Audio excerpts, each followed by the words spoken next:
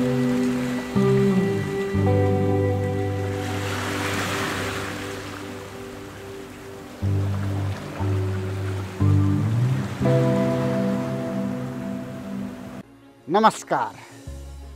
दर्शकवृन्द, हिमाल पारीको जिल्ला मनाङ, जहाँ ऐतिहासिक रमणीय सुन्दर हिमाल हिउँै हिउँले भरिएको त्यो दृश्य हेर्दा आनन्द लाग्छ। त्यो आनन्द यात्रा गर्दाखेरि त्यो झन् मनै फुरुङ्ग हुन्छ। त्यस्तो ठाउँ जसलाई हामीले यात्रा गर्दाखेरि असाध्यै गौरवको अनुभूति गर्छन्। यस्ता नेपालका रमणीय ऐतिहासिक ठाउँ छन् जहाँ हामी यात्रा गरौँ र त्यो मनाङको यात्रा गर्ने बित्तिकै हाम्रो नेपालको दृश्य कस्तो छ भन्ने कुरो एउटा अनौठो अनुभव हुन्छ। आज हामी मनाङको यात्रातर्फ लैजाँदैछौँ यहाँहरूलाई।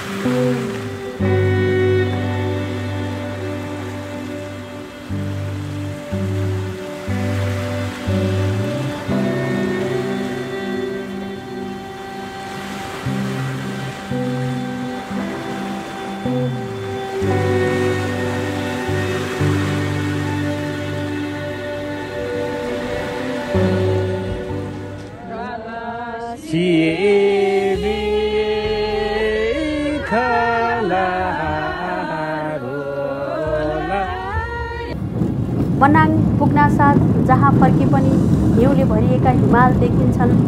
हिमालका रमणीय दृश्यहरू हेर्दा कहिले पट्टार लाग्दैन, बरु झन् रमाइलो र आनन्दको अनुभूति हुन्छ। हरेक वर्ष चैत्रदेखि असोजसम्म करिब 6 महिना मनाङका होटल र सडकहरूमा पर्यटकहरूको बाक्लो घुइँचो लाग्ने गर्छ। प्रत्येक वर्ष करिब 40,000 विदेशी र 2 लाखभन्दा बढी स्वदेशी पर्यटकले मनाङ जिल्ला भ्रमण गर्छन्। यी पर्यटकहरू तिलिचो ताल हुँदै मुक्तिनाथ पुगेर पोखरा झर्ने क्रम बढ्दो छ, जुन आफैमा लोभलाग्दो छ।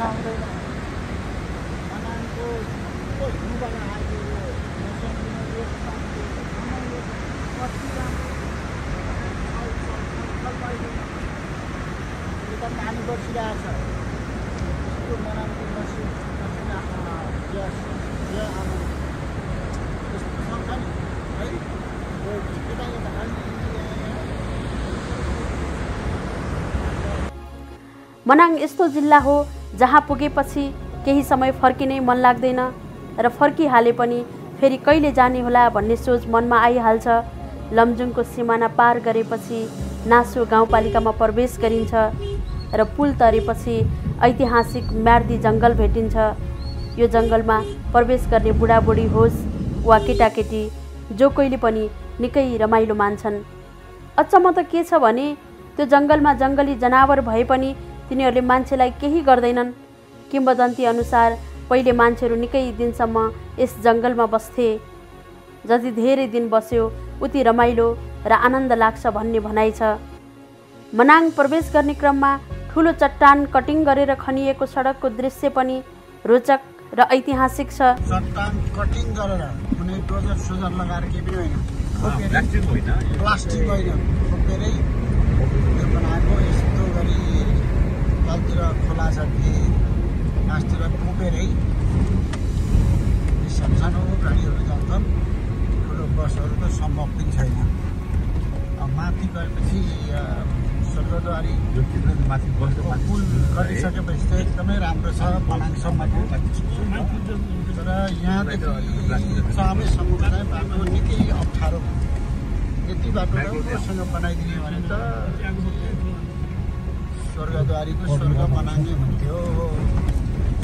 नेपाली सेनाले 2059 सालदेखि 2069 सालसम्म 10 वर्ष लगाएर यो ठुलो चट्टान कटिङ गरेको थियो। सडकको तल मर्स्याङ्दी नदी बगिरहेको देखिन्छ भने म्यार्दी भिरको बाटो लाग्दा ज्यान श्रिङ्ग हुन्छ।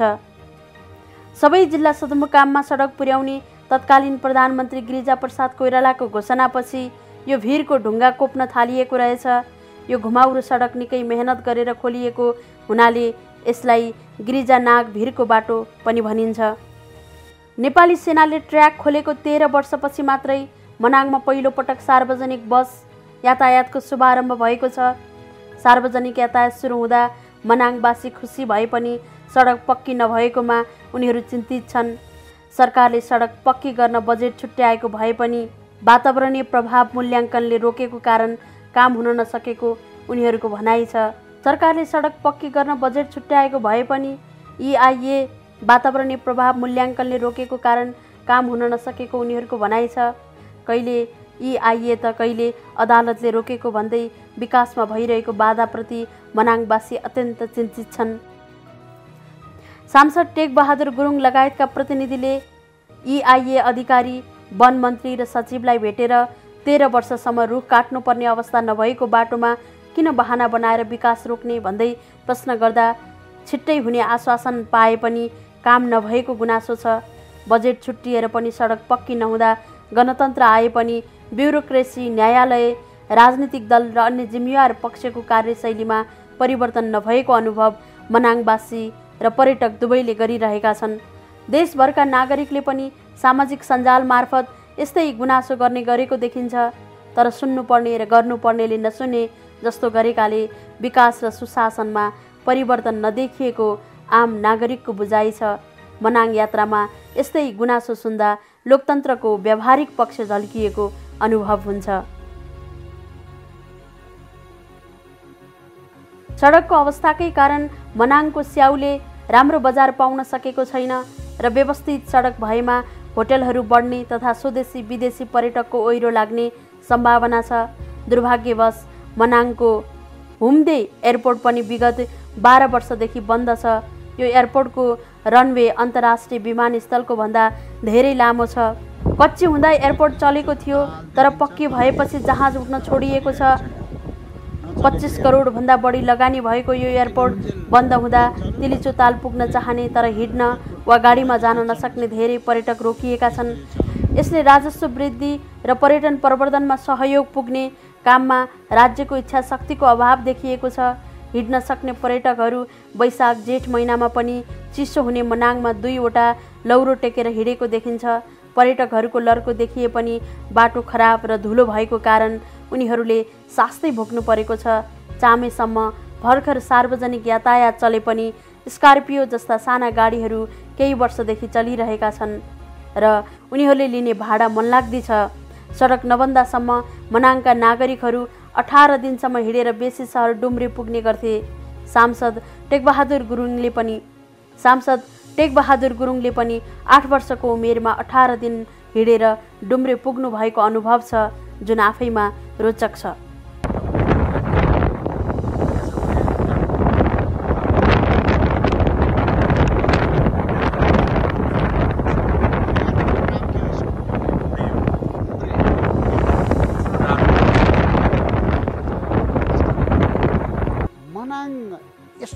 ऐतिहासिक ठाउँ जहाँ भर्खरै मात्रै सार्वजनिक यातायात प्रारम्भ भएको छ, तर सडकको अवस्था भने असाध्यै चिन्ताजनक छ।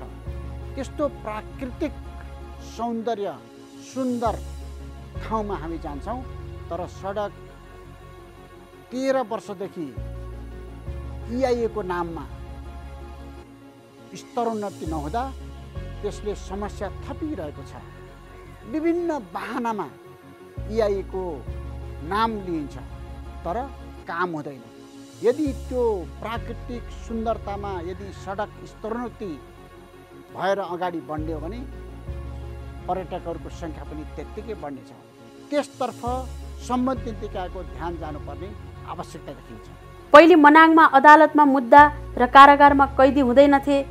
अहिले पनि सिडिओ कार्यालय, मालपोत, नापी जस्ता सरकारी कार्यालयका कर्मचारीहरूलाई दिन कटाउन गाह्रो हुन्छ, किनकि सेवाका लागि आउने नागरिकको सङ्ख्या न्यून छ। करिब 20,000 जनसङ्ख्या भएको मनाङमा वृद्ध वृद्धा र केही महिला तथा बालबालिका मात्र देखिन्छन्। काम गर्न सक्नेहरू कि त विदेश गएका छन् कि त काठमाडौँ लगायतका सहरमा छन्। चुनावको बेला उम्मेदवारले मतदातालाई आफै खर्च गरेर मनाङ लैजानुपर्ने अवस्था छ। काम नभएर दिन कटाउन गाह्रो हुने कर्मचारीको समयलाई विकास, पर्यटन, प्रवर्धन र सांस्कृतिक विकासमा लगाउने ध्यान कसैको गएको देखिँदैन। विकट जिल्ला भएकाले कर्मचारी पनि जान खासै चाहँदैनन्। मनाङका महिलाहरूको स्वागत सत्कार पनि निकै लोभलाग्दो र अनुकरणीय छ। उनीहरूले लालीगुराँसको फूलको माला उनेर स्वागत गर्छन्। त्यहाँका महिलाहरूको नेतृत्व, विकास र कमान्डिङ क्षमता पनि अनुकरणीय छ।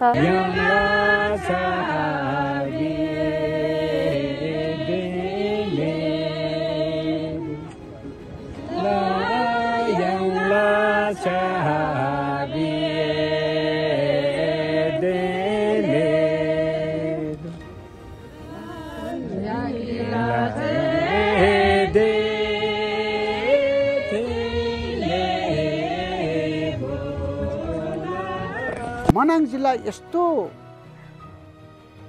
ठाउँ हो जहाँ सामाजिक रीतिरिवाज, संस्कृति पनि लोभलाग्दो खालको छ। त्यहाँका महिलाहरूले गर्ने स्वागत, तिनीहरूको नेतृत्व, विकास, कमान्डिङ अनुकरणीय छ। त्यो ठाउँमा गुरुङ, मलामा, घरतीको बाहुल्यता छ। क्षेत्री बाहुन छँदै छैनन् भन्दा पनि हुन्छ। त्यसैले भन्छन् त्यहाँ क्षेत्री बाहुन नभएको हुनाले हामी अर्कै ढङ्गले बाँचिरहेका छौँ भन्छन्। हामी बाहिरको मान्छेलाई त्यहाँ जग्गा जमिन पनि बेच्दैनौँ, तर त्यहीँ बसेका बाहुन क्षेत्री लामो समय भइसक्दा तिनीहरूले त्यहीँका समुदायसँग एक खालको माया, लभ भन्छ नि, त्यो लभ गरेर गरिने विवाह मात्रैले तिनीहरू त्यहाँ जोडिने गर्छन् र त्यहाँको जमिनमा उनीहरूको स्वामित्व हुने गर्छ। नभए प्राय बाहिरको मान्छेलाई त्यहाँ जग्गा जमिन पनि नबेच्ने उनीहरूको एउटा परम्परा जस्तो रहेको रहेछ। त्यसैले पनि मनाङ जति भित्र गहिरिँदै गयो, त्यो जिल्लाको हिउँले भरिपूर्ण भएको त्यो ठाउँ हेर्दा, हिमालको काखमा बसिरहँदा बेग्लै अनुभूति हुन्छ। यो कुन संसारमा आए जस्तो लाग्छ। मनाङवासीले बाहिरका नागरिकलाई सम्भव भएसम्म जग्गा बेच्दैनन्। यद्यपि मनाङी युवतीसँग बिहे गरेर लामो समय मनाङमै बस्ने बाहुन क्षेत्रीको सङ्ख्या एकदमै नगण्य छ। जे होस्, मनाङमा केही कुरा नपाइएला तर धेरै कुरा पाइन्छ। त्यसैले राष्ट्र प्रमुखदेखि कार्यकारी प्रमुख र उच्च अधिकारीहरू पनि सांसद वा नेतालाई मिलाउन लगाएर बारम्बार मनाङ पुग्न खोज्छन्। पत्रकारहरूले पनि एक हप्ता मनाङ भ्रमण गर्दा 1 महिनालाई रोचक स्टोरी बनाउन सक्छन्। लमजुङ, तनहुँ, गोर्खा, कास्कीका पत्रकारहरू पनि समय समयमा मनाङ यात्रामा जाने गर्छन्। राजनीतिक दलका नेतादेखि निर्णायक स्थानमा बस्नेहरूले समय समयमा हिमालको हिउँसँग मितेरी लगाउने हो भने सुशासन र सेवाभावमा थप ऊर्जा मिल्ने थियो कि। मनाङका खोला नदीमा माछा, भ्यागुता, सर्प जस्ता किराकिरी नभए पनि यहाँको हिमालमा बहुमूल्य यार्चा गुम्बा पाइन्छ। मर्स्याङ्दी नदीबाट 4-5 वटा ठुला हाइड्रो पावरले उज्यालो छरेका छन्। पानी फ्याक्ट्री, तातोपानी कुण्ड, लोभलाग्दा झरनाहरू, मिलारेपा गुम्बा पार्क, एउटै चट्टानको पहाड, स्वर्गको द्वार जस्ता धेरै ऐतिहासिक प्रसिद्ध स्थलहरूले मनाङ भरिपूर्ण छ। यस्तो देशमा जति यात्रा गर्यो उति आनन्द आउँछ। आज हामीले मनाङको भर्चुअल यात्रा गरायौँ। यहाँको ऐतिहासिक, प्राकृतिक, सुन्दर, हिउँले भरिपूर्ण हिमालको काखमा पुगेर त्यो सुन्दरता यहाँहरू समक्ष पक्ष्यौँ। त्यो सुन्दरता सहितको, ऐतिहासिक पृष्ठभूमि सहितको, प्राकृतिक सौन्दर्यताले भरिएको यो यात्रा कस्तो लाग्यो? टङ्कपन्त युट्युब च्यानल हेर्नुहोला, सब्सक्राइब गर्नुहोला र सुझाव दिनुहोला। हामी अर्को एपिसोडमा थप प्रभावकारी रिपोर्ट लिएर आउनेछौँ। धन्यवाद।